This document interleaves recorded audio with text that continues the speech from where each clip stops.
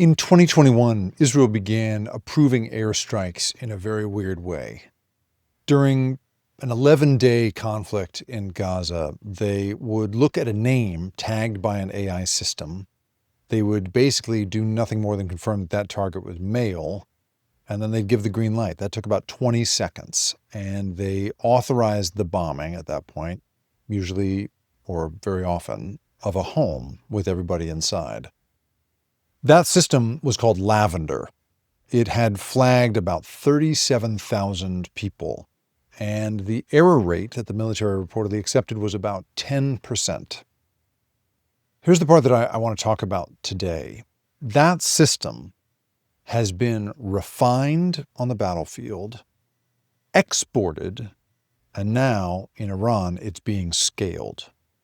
What started in Gaza as a beta test is now in what tech people call general availability.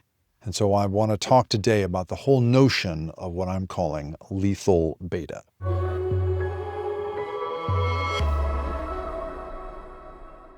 The reason that we know about this AI targeting system that Israel was using is thanks to the reporting of an Israeli investigative outlet called 972.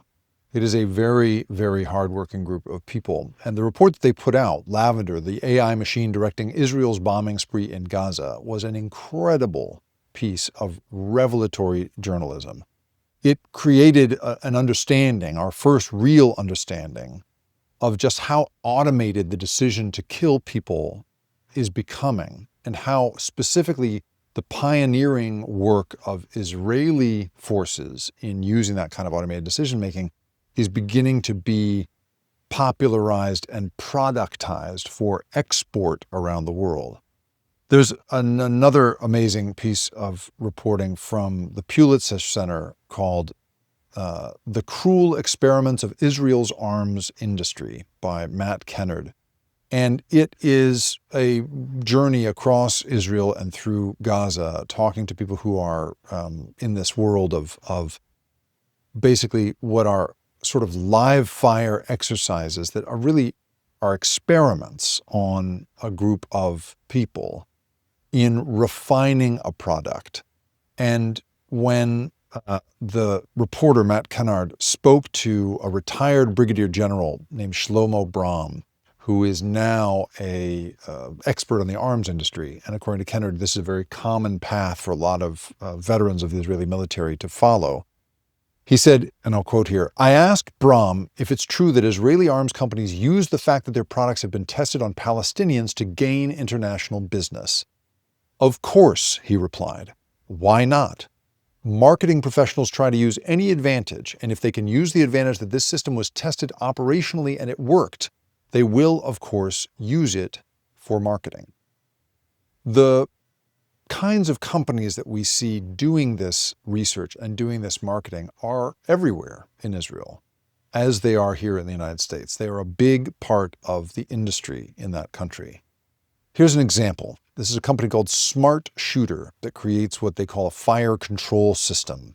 It essentially improves on the accuracy of small arms in conflict. And their tagline that you can see here is "Making every shot count, enhancing force effectiveness against drones and dynamic threats."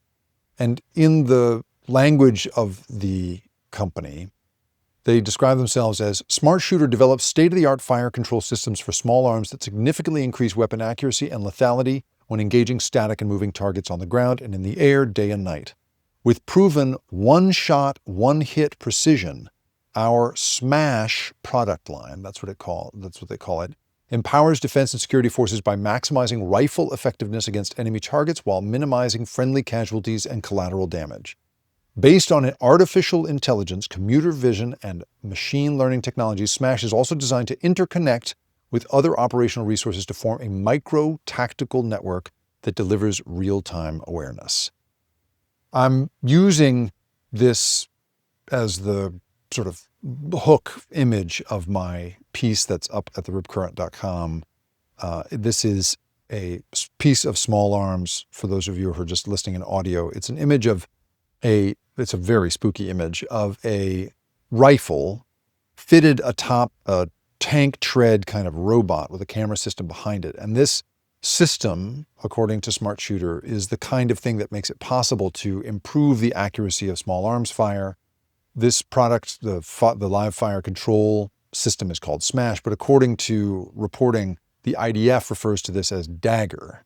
And it is, again, a big part of how the Israeli military industry refines the products and then goes on to make big export customers that want this kind of stuff. So the reporting on Smart Shooter is an example of kind of what you can see across this industry. So this company, whose weapons were deployed in Gaza, whose systems were deployed in Gaza, recently filed for a public offering, and they reported a 241% increase in revenue in the first 9 months of 2025. And 40% of the company's revenue in those months came from Europe. So what we're seeing, and what I want to sort of talk about here, is the ways in which the battlefield in Gaza, and I will also describe to you how the battlefield in Ukraine, have become the beta test for these products.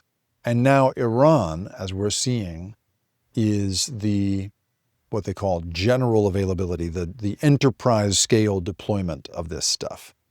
And this stuff is just extremely well documented. This pipeline from battlefield to export is an extremely well documented thing. And each time Israel, uses new technology in war, it has traditionally seen a spike in global demand. There's a tremendous book called The Palestine Laboratory by Al Jazeera's Anthony Lowenstein. And it estimates that Israel has exported high-tech surveillance tools to at least 130 countries over the last 50 years.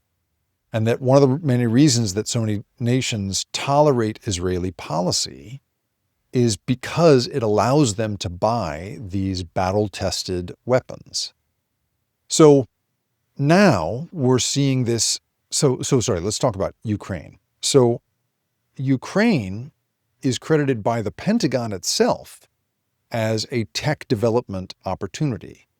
A reporter for Defense Scoop got a senior Defense Department official talking about this, and that person described Ukraine as, quote, an extraordinary laboratory for understanding the changing character of war. And then he kind of caught himself, and he continued, now to be clear, it is a horrible thing.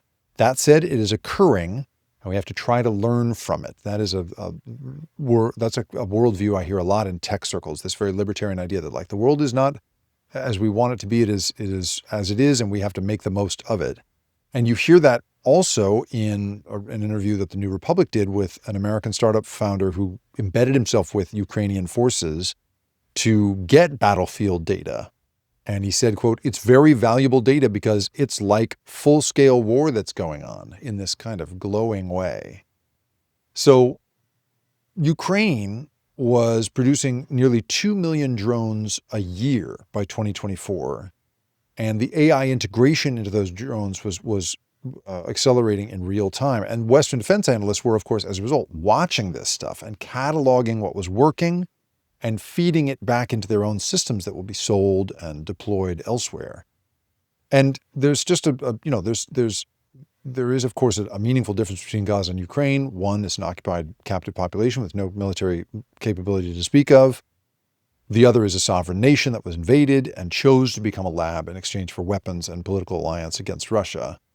But from the perspective of the defense industry, these are both just product development opportunities. And that is what they have become. So now we're starting to see that happening in Iran. We're starting to see the deployment in Iran, the general availability deployment, GA launch is what you would call it. Because the same AI systems that were field tested on a, whatever it is, 350 kilometer square, strip of densely packed urban territory, Gaza, have now been deployed since Saturday across a country of, it's 1.5 million square kilometers in size, right? A population of 93 million people. And it's a battlefield that Iran deliberately put together to be dispersed. They scatter their stuff all over that country, in part because putting critical assets thousands of kilometers apart from each other means that Israeli targeting capability is supposed to be sort of frustrated by that. But that didn't slow down the new automated systems we saw deployed across the country. In those initial 48 hours from Saturday on, AI systems which were, semi-independently operating across Iranian skies, they were fusing data from different sensors, they were pulling together reconnaissance platforms and satellites and cyber intelligence feeds. They don't require continuous human intervention. All of that was being stitched together in real time by these automated systems. And so if Gaza and Ukraine were sort of the proof of concept, Iran is the debut, is the launch of so much of this stuff. And for me, the reason that I care about this so much is that it is a dynamic that I've been exploring in my book, The Loop, and generally I just explore all the time, which is that how sort of automated systems normalize decisions that would otherwise require deliberation. In the post I put up yesterday, I quoted Stuart Russell, who talks about this stuff a lot. He's one of the godfathers of AI, and he is deeply worried about autonomous drones because he says that not only does it reduce the cost of doing this kind of war down to the scale of a company rather than a nation, it also makes it so much easier to decide to kill somebody than if you had to stare them in the eye or put a human in harm's way to get it done. And so for me, that's part of this theme of how choice architecture gets built around us until the choices really begin to disappear. That is, in theory, what these systems are supposed to do, right? Is absolve you of the work of choice. And lethal beta, as I'm calling it, is that process applied to warfare. And so each conflict here, I think, is going to normalize a new threshold, and each sale is going to plant the architecture in a new country, new context, new population. And the system is not particularly concerned at this point whether the buyer is democratic or, is a democracy. It really just asks whether there's market fit.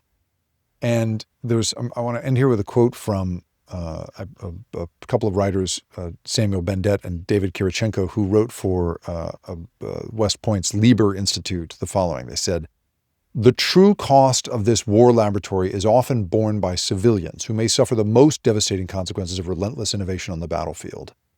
One of the biggest challenges for regulators in Ukraine and the West is developing autonomous systems that comply with international law while facing an enemy that operates without restrictions. Yet the pace of battlefield innovation is moving so quickly that regulators have a hard time legislating to keep up with the realities on the ground." And if you've listened to anything that we've covered lately about social media and AI and self-driving vehicles and all of these other things that are pushing the bounds, not just of ethics, but of what we even consider to be lawful use, you know that the racing ahead of regulation is one of our greatest challenges.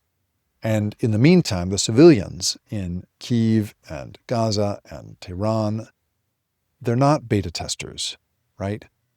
They didn't agree to any kind of terms of service here. But this lethal beta is proceeding anyway, and these weapons companies are building their prospectuses from that. The Rip Current is produced and created by me, Jacob Ward. And if you liked this show and you want more content like this, go to theripcurrent.com, where I publish a weekly newsletter that covers these same sorts of stories of the big invisible forces that have us all in their grip. And if you want to really do me a favor, if you could go to where you have listened to this or watched it and like it, share it, or even better, review it. Holy cow, is that helpful? It's the best possible way for me to find a new audience. I really appreciate you being here. Thanks for listening.